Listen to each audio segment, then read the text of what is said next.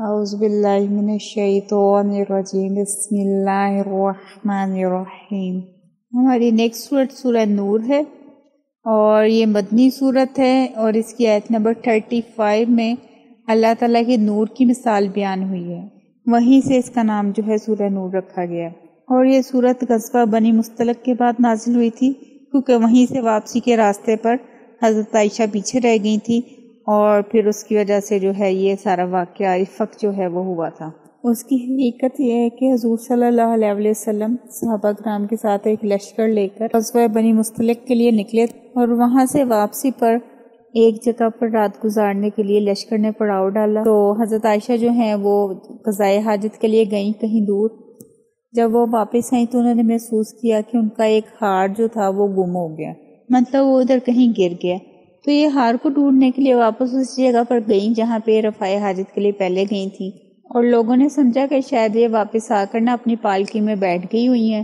اور قافلہ جو ہے وہ پھر روانہ ہو گیا مدینے کی طرف۔ جب یہ واپس آئیں وہاں سے اپنا ہار ڈھونڈ کے تو انہوں نے دیکھا تو قافلہ غائب،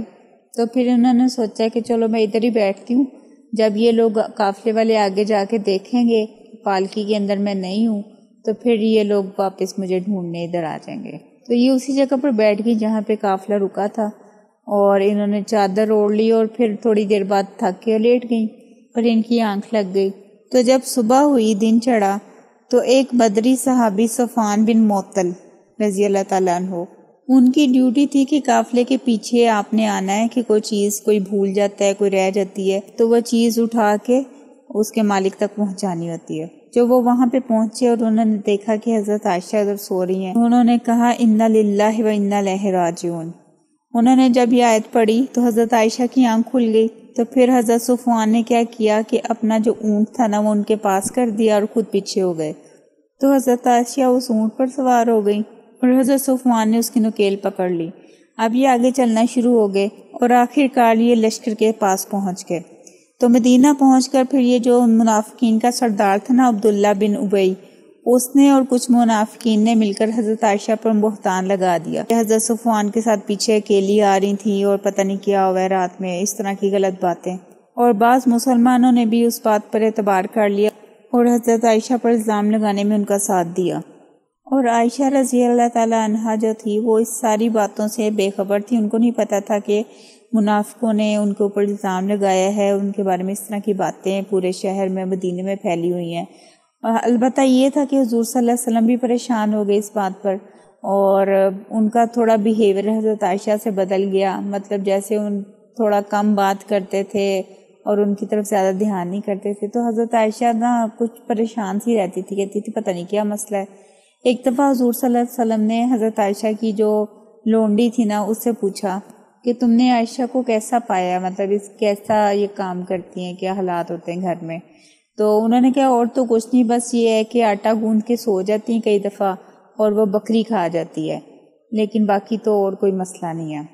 کیونکہ ان کی چھوٹی عمر میں شادی ہو گئی تھی، تو اس طرح نا بہت ساری ان کی چیزیں بچوں جیسی۔ پھر حضرت عائشہ جو ہیں وہ اپنے ماں باپ کے گھر چلے گئی، یعنی حضرت ابوبکر صدیق کے پاس۔ وہاں ان کے گھر میں جو ہے حضرت عائشہ کو کسی عورت کے تھرو پتہ چلا کہ ان کے اوپر جو ہے نا وہ سارے لوگ الزام لگاتے ہیں ان کے اور حضرت صفوان کے بارے میں،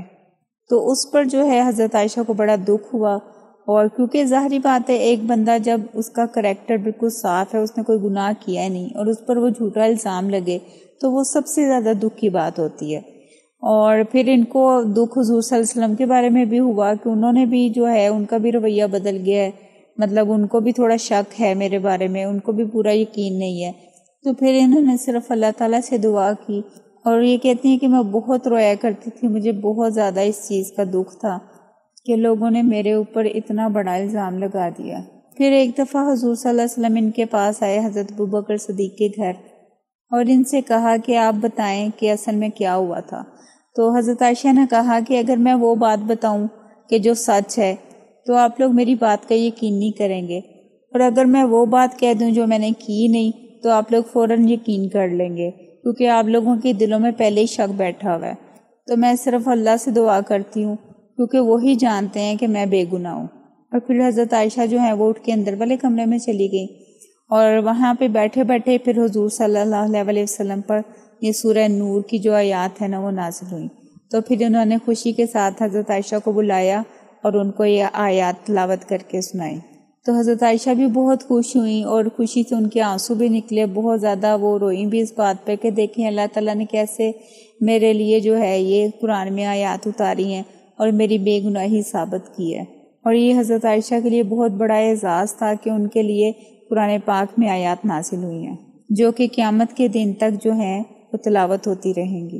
پھر اسی عرصے میں جب حضرت عائشہ پر الزام اور تہمت کا ٹائم تھا تو ان پر حضرت ابو بکر صدیق کے ایک رشتہ دار تھے، غریب تھے وہ کافی، اور ان کی حضرت ابو بکر صدیق کافی مالی مدد کیا کرتے تھے اس سے پہلے بھی، لیکن انہوں نے بھی حضرت عائشہ پر تہمت لگانے میں باقی لوگوں کا ساتھ دیا، جس پر حضرت ابو بکر صدیق کو ان پر بہت دکھ ہوا، رنج ہوا کہ میں ان کی اتنی مدد بھی کرتا ہوں، ان کا میں اتنا خیال بھی رکھتا ہوں، اور میرے احسانوں کا بھی نہیں انہوں نے سوچا، نہ رشتہ داری کا لحاظ کیا، اور عائشہ پر اتنا الزام لگایا انہوں نے۔ مطلب آپ خود سوچیں کہ ایک انسان کی جو بیٹی ہوتی ہے اس کی عزت ہوتی ہے، کتنی اس کے ساتھ آپ کا پیار محبت ہوتا ہے، اس کے بارے میں، اس کے کردار کے بارے میں کوئی بندہ اس طرح کہے، اور خاص طور پر وہ بندہ جس کا آپ اتنا خیال رکھتے ہوں، اس پر اتنے احسان کیے ہوں، تو اس کے بارے میں پھر زیادہ رنج ہوتا ہے۔ تو جب حضرت عائشہ کی بے گناہی ثابت ہو گئی تو حضرت ابو بکر صدیق نے اس بندے کو کچھ بھی نہیں کہا، صرف یہ دل میں سوچا کہ اب میں اس کی مالی مدد نہیں کروں گا کیونکہ اس نے میری بیٹی پر الزام لگایا۔ تو پھر اللہ تعالیٰ نے سورہ نور میں یہ آیات بھی نازل کی کہ وہ لوگ جو خوشحال ہیں وہ قسم نہ کھا لیں کہ وہ اپنے غریب رشتہ داروں کی مدد نہیں کریں گے، ان کو چاہیے کہ وہ انہیں معاف کر دیں۔ کیا وہ نہیں چاہتے کہ اللہ تعالیٰ انہیں معاف کر دے؟ تو حضرت ابو بکر صدیق نے جب یہ آیات سنی نا تو فوراً وہ بول اٹھے کہ ہاں میں چاہتا ہوں کہ اللہ مجھے معاف کر دے، اور فوراً پھر انہوں نے اپنی وہ جو ارادہ تھا اس کو کینسل کیا اور دوبارہ ان کی مدد کرنی شروع کر دی۔ پھر اس صورت میں ایسے احکامات دیے گئے جو مسلمانوں کی خاندانی زندگی اور معاشرتی اصلاح کے لیے ضروری تھے۔ اس کے علاوہ حضور صلی اللہ علیہ وسلم کی اطاعت کرنے پر زور دیا گیا۔ اس صورت میں سب سے پہلے زنا کے مجرموں کی سزا اور حد بیان ہوئی ہے۔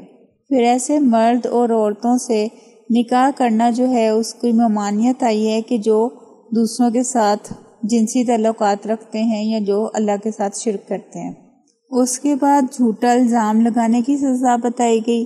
اور پھر لعان کا قانون بیان ہوا کہ جب کوئی شوہر جو ہے وہ اپنی بیوی پر زنا کا الزام لگائے اور اس کے پاس کوئی گواہ نہ ہو تو اس وقت وہ کیا طریقہ ہونا چاہیے۔ اس کے علاوہ اسلامی معاشرے میں بے حیائی پھیلانے والوں کو عذاب کی وعید سنائی گئی۔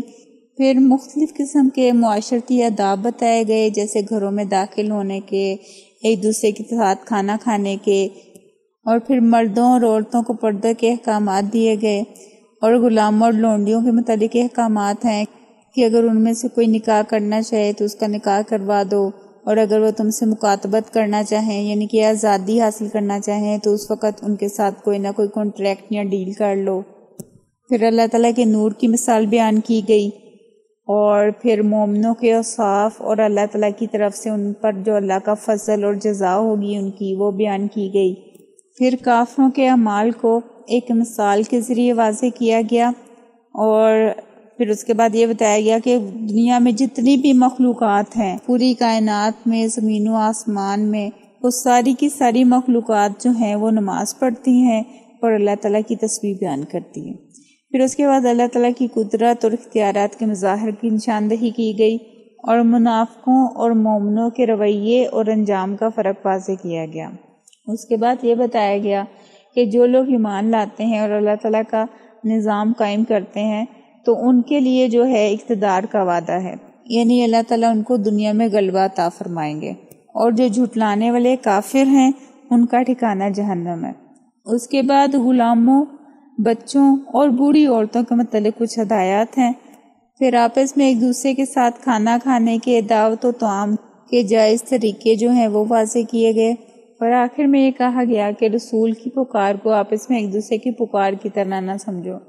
اس کے دو مفہوم ہیں، ایک تو یہ کہ جب نبی صلی اللہ علیہ وسلم لوگوں کو، مسلمانوں کو